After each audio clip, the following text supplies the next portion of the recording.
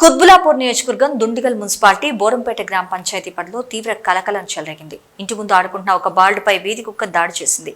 బాలుడి కాలుని కరవడంతో తీవ్రంగా గాయపడ్డాడు. వెంటనే బాధితుడిని నారాయణగూడ హాస్పిటల్కి తరలించారు. అధికారుల తీరుపై అటు స్థానికులు, బాలుడి కుటుంబ సభ్యులు ఆగ్రహం వ్యక్తం చేస్తున్నారు.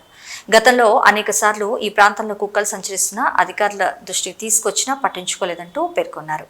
అయితే కుక్కలకు ఆహారం లేక ఈ మధ్య కనిపించిన వారి మీద ఎగబడుతున్నాయంటూ సమాచారం. దాంతో మరి ఇకనైనా వీధి కుక్కలకు ఆహారం అందించే కార్యక్రమాన్ని చేయాలంటూ సూచించారు. ఈరోజు బాలుడిపై జరిగిన దాడి పూర్తిగా అధికారుల నిర్లక్ష్యం వల్లే జరిగిందంటూ ఆరోపిస్తున్నారు.